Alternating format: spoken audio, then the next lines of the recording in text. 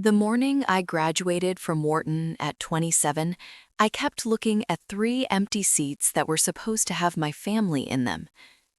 Around me, parents were cheering, cameras were flashing, and people were running across the lawn to hug their kids before the ceremony even started. My mother's only text that morning would later say, "Brooke needed us more today. You understand." That sentence should not have surprised me, but it did something worse. It confirmed something I had spent most of my life trying not to name. In my family, I was the daughter who was expected to work harder, need less, stay quiet, and understand everything. I'm Sienna Calloway, and for years I believed that if I just kept proving myself, one day my family would finally see me the way they saw my sister. Instead, I became the daughter who sent money, solved problems, and slowly disappeared from the version of our family story my mother told everyone else. Over time, she started telling the family that I was the one who had pulled away. A few years later, she invited me to dinner, expecting me to step in and save the situation again. What she didn't know was that I was walking into that house with the receipts. And by the end of that night, the version of me she had been selling to the family for years was finally going to collapse. That morning, as we lined up with our class, I kept glancing toward the section reserved for family. I had mailed 3 tickets to Hartford almost 3 months earlier. One for my mother, Linda Calloway, one for my father, Thomas Calloway, and one for my younger sister, Brooke. A few weeks before the ceremony, my mother had called. We wouldn't miss it. My dad had texted later that night, "Proud of you, kid." So when the ceremony began and the stands started filling up, I kept looking for them. A familiar face, a wave, anything. The chairs stayed empty. Students around me were laughing and hugging their parents before we even started walking. One girl next to me kept turning around every few seconds to wave at her mother in the crowd. The dean stepped up to the podium. The speeches began. People clapped and cheered. I checked my phone. Nothing. My name was still an hour away on the program. By the time the ceremony was halfway through, the 3 empty seats had started to feel like a spotlight. Then my phone vibrated. I looked down and saw my mom's name. The message was short. "Brooke had something important today. We had to be there. You understand. She needed us more today." I stared at the screen for a few seconds before locking my phone. The strange thing is, I didn't feel shocked, just tired, because it wasn't new. When I was a kid growing up in Hartford, our refrigerator door was covered in pictures of Brooke. Dance recitals, cheer competitions, birthday parties where she wore glitter in her hair. Every once in a while, one of my certificates would end up taped there too. A spelling bee, a science fair. But a few weeks later, it would quietly disappear under a new photo of Brooke. My mother always had a simple explanation. "Brooke is more sensitive than you. She needs encouragement. You're the strong one." Being the strong one meant nobody worried about how you felt. Being the strong one meant you were expected to understand. That phrase showed up everywhere in my childhood. You understand. When Brooke forgot homework and I had to drive it to her school, when Brooke needed the bigger bedroom because she was stressed about high school, when my mom missed one of my debate tournaments because Brooke had a cheer practice that same night, I was the daughter who understood. The ceremony finally ended close to noon. Families flooded the lawn as graduates threw their caps into the air. People ran toward each other. Parents hugged their kids. Friends took pictures. Someone popped open a bottle of champagne near the fountain. I stepped off the stage holding my diploma case and stood there for a moment while the crowd moved around me. My phone buzzed again. Another text from my mom. "Send pictures later." I typed back a single word. "Okay." Then I slipped the phone into my pocket. I tried calling my dad anyway. It rang 5 times before going to voicemail. I didn't leave a message. A couple of hours later, while I was on the train back to Boston, my phone lit up again. My dad this time. Busiest day at work today. Sorry I missed your call. I looked at the message for a long moment. My father had worked as an electrician for as long as I could remember. He fixed wiring in office buildings, restaurants, old houses all across Hartford County. He was a quiet man, the kind of person who spoke carefully and avoided arguments whenever possible. When my mom said something, he usually nodded. Growing up, I used to think that meant he agreed with her. Later, I realized it usually meant he just didn't want the fight. I typed back, "No problem." Then I stared out the window as the train pulled away from Philadelphia. The fields blurred past, green and quiet. By the time the skyline of Boston appeared in the distance, I had already made a decision. I wouldn't cut my family out of my life, but I would stop expecting things from them. No more waiting for them to show up. No more measuring my accomplishments against Brooks. I had a job waiting for me in Boston. Meridian Risk Analytics had offered me a position as a data analyst even before I graduated. It was a good job, a serious one, the kind that could build a life. That summer, I moved into a small apartment in Back Bay and started working long days at the office. The distance between Boston and Hartford was only 2 hours, but it felt bigger than that. My mom still called sometimes, short conversations, updates about Brooke, news about neighbors I barely remembered. My dad texted every once in a while, mostly things like weather updates or pictures of his dog. Months passed. Then, almost a year after my graduation, my phone rang late on a Tuesday night. My mother's name appeared on the screen.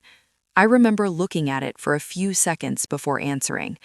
That call would end up changing everything. I answered on the fourth ring, standing barefoot in my kitchen with my laptop still open on the counter and a container of takeout going cold beside the sink. My mother did not waste time on small talk. "Your father hurt his back again."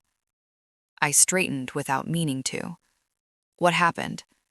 "He was at a job in West Hartford last week. He tried to lift something he shouldn't have, and now he can barely get through the day." I leaned against the counter and looked out the dark window over the alley behind my building. It was late October of 2019. I had been at Meridian Risk Analytics for a little over a year, and most nights I still brought work home with me. I was 28, living alone, finally starting to feel like my life in Boston had some shape to it. My mother kept going. "He is trying not to complain, but I can see it on his face, and with the mortgage on top of everything, I don't know how much longer we can keep doing this." That was the first time she brought up the house like it was a living thing that could slip away if I didn't step in. I asked how bad it was. She sighed into the phone, the way she always did when she wanted me to feel the weight of a situation before I knew the details. "The bank has been on us. Between the payment, the property taxes, and the insurance, it's getting tighter every month. We just need a little help until things stabilize." I looked at the stack of bills on my own counter: rent, student loans, utilities, a credit card I was trying to pay down faster than I needed to. "How much?" There was a pause, brief but precise. "500 would help, just for now." I told her I could do that. The relief in her voice came quickly. "I knew you'd understand. Family helps family." That phrase again, the one that had followed me since childhood like a hand on the middle of my back, always steering me toward the answer she wanted. I set up the transfer that night. At first, it really did feel temporary. 500 a month became 700.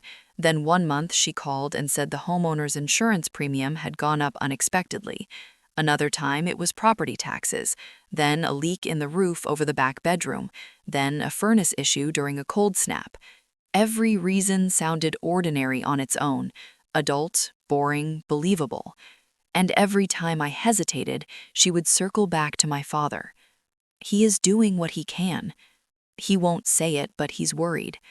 I'm trying to keep this from becoming a disaster." A couple of times I asked if she could send me the mortgage statement. She always said she would send it later, but somehow it never arrived. So I kept sending money.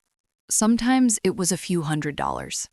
Sometimes it was 2,000 in one shot because she said the bank needed a payment before the end of the week to avoid fees. Once, in early 2021, she called me while I was walking back from the office and said there had been a mix-up with the escrow account and she needed $3,500 by Friday. I stopped on the sidewalk near Copley Square while people moved around me in winter coats and scarves. Can they really do that with no notice? This is what I've been trying to explain. Cars rolled past in a blur of headlights. I pressed my free hand against my forehead. Okay, I'll figure it out. And I did. I was good at figuring things out. At Meridian, that part of me only got stronger. I learned how to see patterns fast, how to read risk, how to notice when numbers were trying to tell a story before people did. Over the next few years, I got promoted, then promoted again. By 31, I was leading client reports and managing junior analysts. By 32, I had the title Senior Data Analyst on my email signature, and a salary my 27-year-old self would have thought sounded impossible. From the outside, my life looked solid. Inside, it felt like I was always covering something. I met Aaron Pierce in 2021 at a networking event downtown. He worked in fintech risk analysis, which meant he spoke the same strange language I did. He was steady in a way that didn't ask for attention, funny without performing it, the kind of man who listened all the way through an answer instead of waiting to talk. A few months into dating, we were at my apartment one Sunday morning when he saw me open my banking app and frown. What happened? I turned the phone so he could see the transfer screen. Mom forgot to tell me their insurance payment came out early. He looked at the amount and then at me. Is this every month? Not exactly. It changes. For what? The house and some stuff with my dad. He nodded once and went back to his coffee, but the question didn't disappear. It just waited. Over time, Aaron would ask small things. Have you ever seen the mortgage statement? Do you know what the monthly payment actually is? Is your dad aware you're sending this much? I always had an answer ready, but none of them were especially good. My mom handles that stuff. It's complicated. It's just temporary. The problem with temporary is that it can stretch for years if no one forces it to define itself. By the start of 2024, I was 33 and ready to buy a place of my own. Not something massive, not some fantasy version of adulthood, just a small penthouse unit in Boston with enough light and enough quiet that I could walk into it at the end of the day and feel like I belonged there. When I applied for the mortgage, Laura Bennett from the bank went through my financials line by line with me in a glass office that smelled faintly like printer toner and carpet cleaner. She scrolled through several months of statements, then a few more. I'm seeing a pattern of recurring transfers. I sat a little straighter. To family. That's fine. We just need context. Are these gifts, obligations, or support payments that are expected to continue after closing? The word expected caught somewhere under my ribs. I help out when I can. Laura gave a professional smile and made a note. We'll just want a clear picture of your ongoing monthly commitments. It was a normal question, a fair one. She was doing her job. But that night, Aaron asked me something I had somehow avoided asking myself. How much have you sent them in total? We were sitting on my couch with my laptop open between us. I had imported old bank statements into a spreadsheet because that was easier than looking at them like a person. I clicked through one year, then another. The numbers kept stacking. I stopped after a minute and stared at the screen. Aaron looked over, waiting. I don't know. It came out quieter than I expected. I honestly don't know. For the first time in years, the whole thing stopped feeling like help and started feeling like something I had never actually measured. And once that thought entered the room, it did not leave.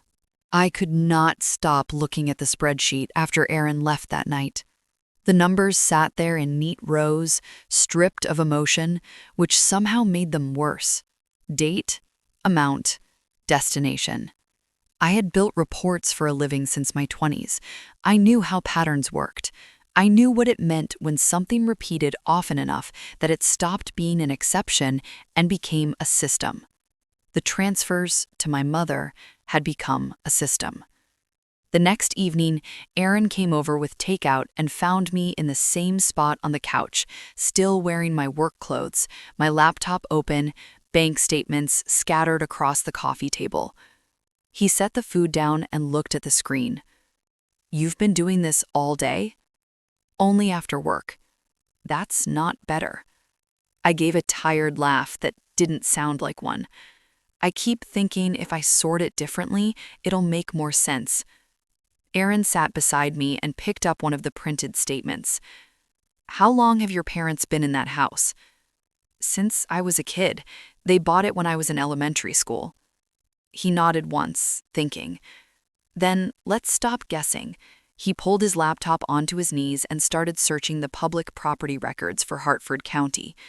I watched him type in my parents' address, watched the page load, watched my own reflection in the dark part of the screen while the record came up. It was all there. Parcel number, prior filings, mortgage history. Aaron clicked into the document trail and went quiet. I felt my stomach tighten. "What?" He turned the screen toward me and pointed to a line near the bottom of the filing history. Satisfaction of mortgage. Recorded March 2019. For a second, I didn't understand what I was looking at. My brain registered the words, but refused to place them into the same reality I had been living in for 5 years. I leaned closer. "No." Aaron didn't answer right away. I looked again. March 2019. I had started sending my mother money in October of that year. My chest went cold. "Scroll." He did. There was no second mortgage, no refinancing record that matched what my mother had hinted at over the years, no active lien tied to the house, just a clean line that said the original mortgage had been paid off. I sat back slowly. That can't be right. It could be right. My mom said the bank was threatening them. Aaron kept his voice even. "I know what she said." The room was quiet, except for the hum of my refrigerator and the traffic outside on Commonwealth Avenue. I picked up one of the printed bank statements and put it back down without reading it. My hands were shaking hard enough that the paper moved. The next Saturday, Aaron drove with me to Hartford. Not to my parents' house, to the county clerk's office. I told myself all morning that there was probably some explanation, a filing delay, an old record, something technical that would make me feel stupid for panicking. The clerk's office was exactly what you would expect. Fluorescent lights, beige walls, a row of counters with tired people holding folders and waiting their turn. Aaron asked for help confirming the property record, and after a few minutes, a man named Victor Salazar came to the counter with a copy of the same filing we had seen online. He glanced at the address and then at us. "This is the most current mortgage satisfaction on file." I swallowed. "So there's no active mortgage tied to the property?" He shook his head. "Not from what's recorded here." That was it. No dramatic reveal, no courtroom moment, just a county employee stating a fact in a flat voice while someone behind us coughed and a printer clicked in the background. But it was enough. On the ride back to Boston, Aaron drove and I held the file in my lap, like it might change if I looked away too long. When we got back to my place, we spread everything across the dining table.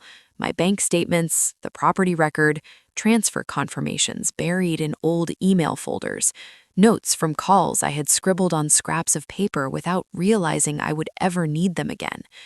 Aaron built a timeline. October 2019, first transfer. December 2019, Insurance issue. March 2020, property tax increase. January 2021, roof repair. February 2021, escrow shortage. August 2022, emergency bank payment. A dozen explanations, then 2 dozen, then more.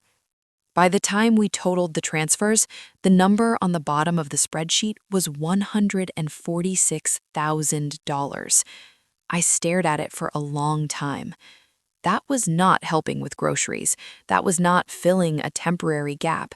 That was not one rough season for my parents.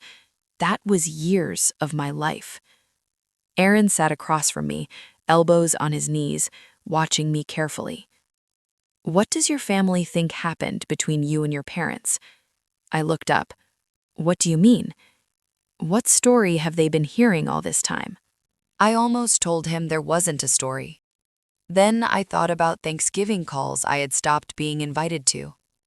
About the way Aunt Helen once said on a Christmas Eve phone call, "We know how busy Boston people get."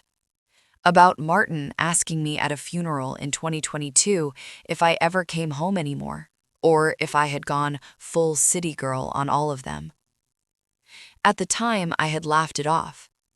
Now those moments looked different. My mother had always been good at shaping a room before anyone else walked into it.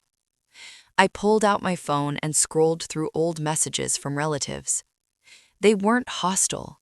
That was what made them worse. They all carried the same soft assumption that I had drifted away on purpose. I set the phone down. I think she's been telling them I'm the one keeping the distance. Aaron did not look surprised. I did. It is one thing to realize someone may have taken your money. It is another to realize they may have taken your name with it. A few weeks later, after the mortgage on my Boston place finally closed, I posted a single photo on Instagram. Nothing flashy, just the view from the living room windows at sunset and a caption that said, "Home." I barely used Instagram, which was probably why the response came so fast. Friends from work commented. A couple of college friends messaged me. Then 2 days later, my mother texted. Her message was sweeter than anything she had written in months. "We should all have dinner soon. It's been too long. Family needs to reconnect." I stared at the screen. A second message came in before I could answer. "Brooke and Dylan are having a hard time right now. It would mean a lot if you came." I handed the phone to Aaron. He read both messages and gave it back. "She saw the apartment?" "Probably. And now she wants a dinner." I nodded. He looked at the stack of papers still sitting in a neat pile on my table. "If you go, don't go empty-handed." I knew what he meant. For the first time since all this started, I did not feel guilty. Not exactly. I felt clear. I printed fresh copies that night. Property records, transfer logs, dates and amounts. Nothing dramatic, just facts.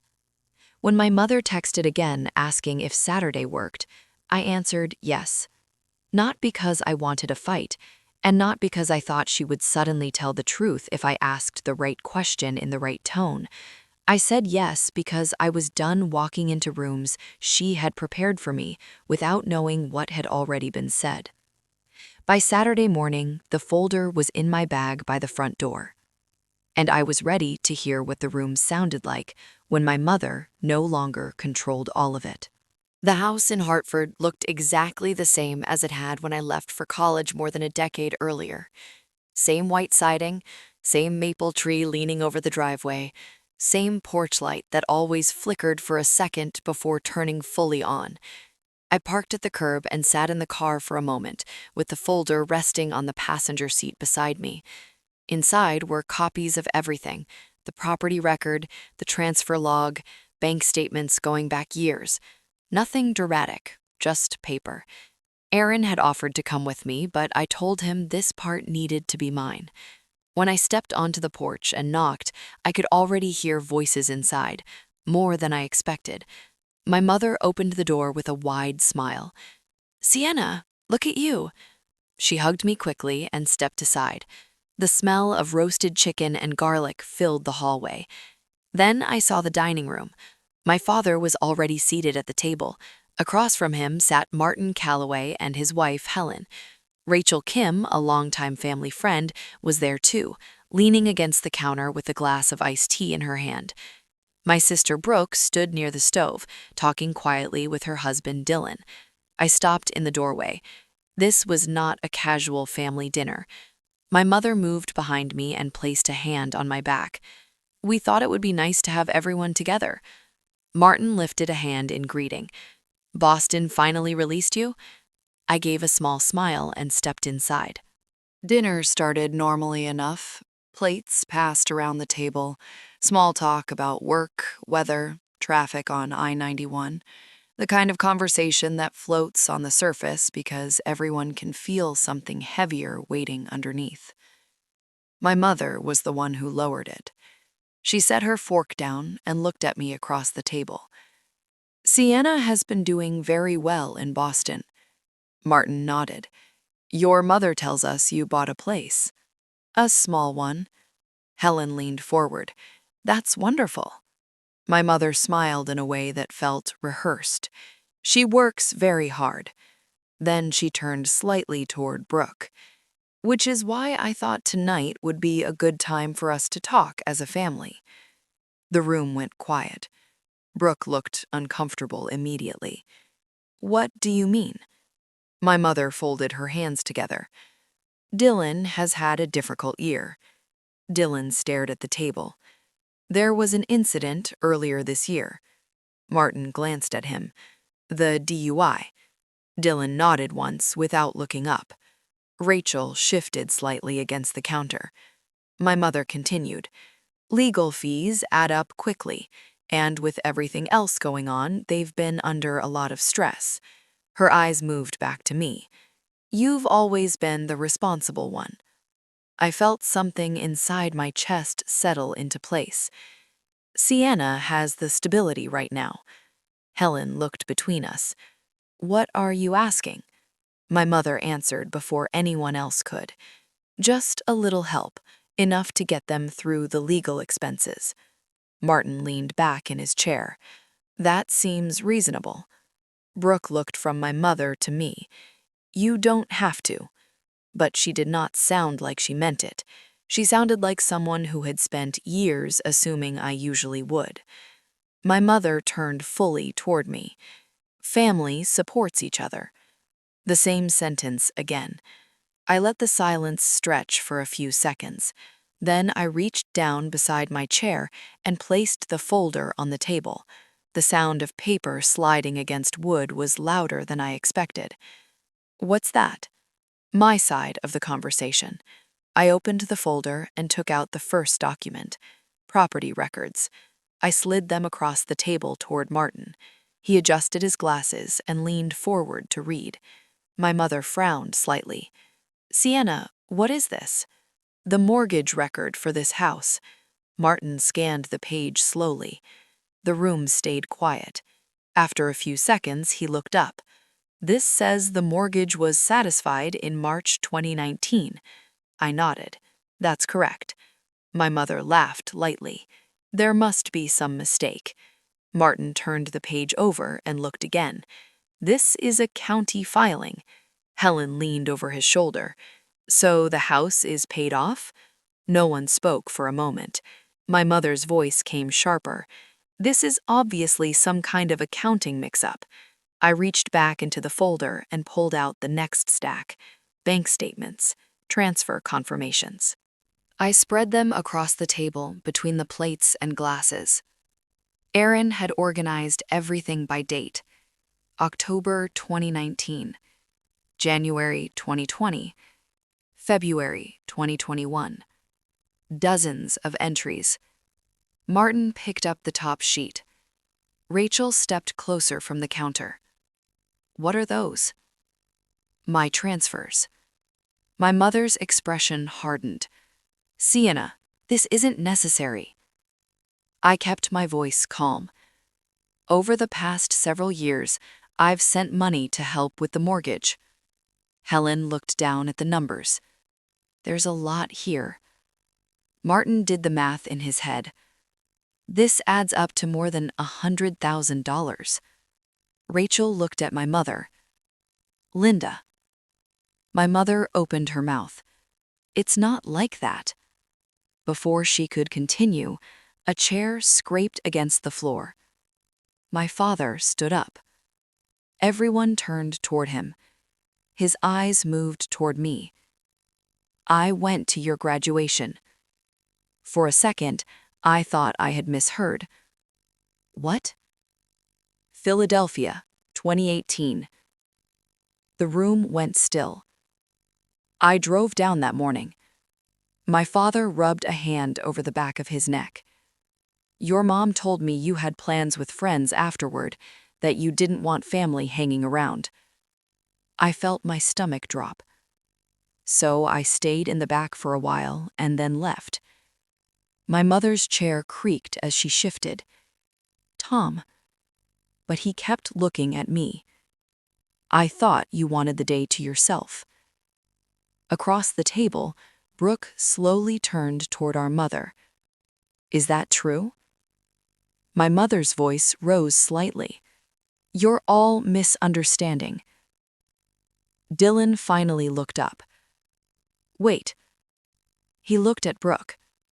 You said the mortgage was the reason your sister was sending money. Brooke stared at the papers on the table. I thought it was. She picked up one of the statements with shaking fingers. Then she looked at my mother again. Where did all this money go? The question hung in the air. No one moved. The room felt smaller than it had when I first walked in. And for the first time in my life, my mother did not seem to have the next answer ready. By the time I got back to Boston, the quiet in my apartment felt different. Not lighter exactly, just honest. I set my keys in the bowl by the door, dropped my bag on the dining chair, and stood in the middle of my living room looking out at the city. The lights across Back Bay flickered against the windows, and for the first time in a long time, I did not feel like I was waiting for the next message, the next emergency, the next reason I would need to rearrange my own life around somebody else's crisis. My phone buzzed 3 times before I even changed out of my coat. The first text was from Rachel. I'm sorry, I had no idea. The second was from Helen. You deserved better than this. The third was from my mother. We need to talk before people get the wrong idea. I stared at that one the longest, not because I was tempted to answer, because even then, after everything that had just happened, she still thought the problem was the story getting away from her. I put the phone face down on the kitchen counter and poured myself a glass of water. Aaron had texted while I was driving. You home? I called him instead. He picked up on the first ring. How bad was it? I let out a breath and leaned against the counter. Bad enough. You okay? I think so. There was a pause. That sounds like a new feeling. I almost smiled. It is. He came over an hour later with soup from the place on Boylston we both liked. We ate at my kitchen island while I filled in the parts he had not seen. Martin reading the documents twice, Helen looking at my mother like she no longer recognized her, Brooke sitting completely still after Dylan admitted there was more debt than she knew about. Aaron listened without interrupting. When I finished, he set his spoon down. What are you going to do now? I looked toward the windows again. Nothing tonight. And that turned out to be more important than it sounded. For most of my adult life, every family problem had come with an assignment attached to me. Fix this, cover that, explain this away, be mature, be patient, be understanding. That night, I did none of it. Over the next week, the calls started. Martin left a voicemail first, short, awkward, sincere. I should have asked more questions. Helen called 2 days later and apologized in the gentle church voice I remembered from childhood. Rachel sent a longer message saying she had always thought the distance between me and my family felt strange, but she had never known what to ask. My mother texted almost daily. At first, she tried calm reason. It wasn't what it looked like. Then, wounded offense. I did everything for this family. Then, righteousness. You embarrassed me in my own home. I did not respond. Brooke texted once, 4 days after the dinner. I found credit card statements. I don't even know what to say. I looked at that message for a while before typing back. You don't have to say anything tonight. She did not answer right away. The next morning, she sent one more. I really didn't know. I believed that she had not known everything. I also knew she had lived comfortably inside a family system that never asked her to look too closely at where things came from. Both things could be true. A few weeks later, Thomas called. Not texted, called. It was a Saturday morning. I was standing in line for coffee when his name came up on my screen. For 1 second, I considered letting it ring through. Then I stepped out of line and answered. Hi, Dad. His silence came first, then a rough exhale. Can I come see you? He took the train to Boston the following Wednesday. I met him outside South Station just after noon.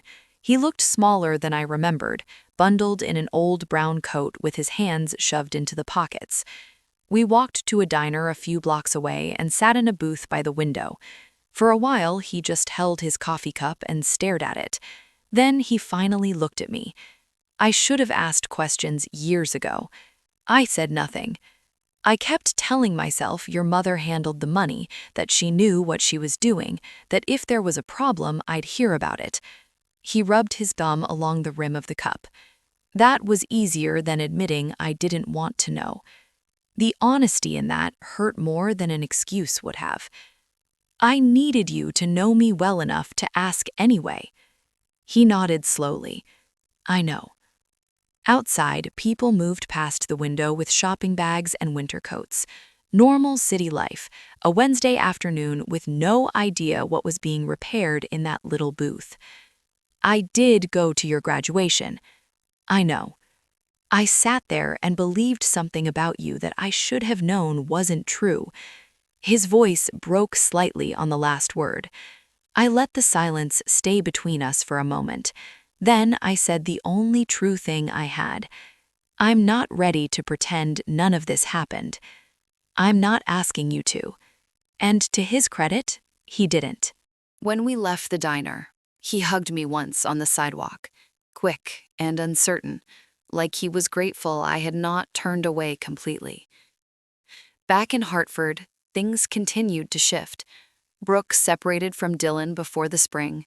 The legal mess from the DUI did not disappear, and the gambling debt was bigger than she had first realized. She moved into a short-term rental for a while and went back to work part-time. We were not suddenly close. We were just more honest than we had ever been. My mother kept trying to reframe what happened, to Martin, to Helen, to me. But once people have seen documents, once they have heard dates and numbers out loud in the same room, it becomes much harder to pull them back into a prettier version of the truth. As for me, I kept my distance. I still went to work at Meridian Risk Analytics, still took my coffee on the same corner near the office, still came home to my apartment in Boston, where every bill in the drawer and every key on the counter belonged to a life I had built myself. I stopped sending money. I stopped answering every call. I stopped believing that love had to come with access. And somewhere in the middle of all that stopping, something in me finally settled. I used to think revenge meant making someone hurt the way they hurt you. I do not think that anymore. Sometimes revenge is smaller than that and stronger than that. Sometimes it is simply refusing to carry what was never yours. Sometimes it is saying the truth in a room built on performance. And sometimes it is waking up in your own home, in your own life, with nobody else narrating who you are. If you have ever had to set a boundary with someone you love, even when it hurt, I hope you remember this. It is not selfish to protect your peace. If that is a choice you have had to make too, then you already know how hard it is.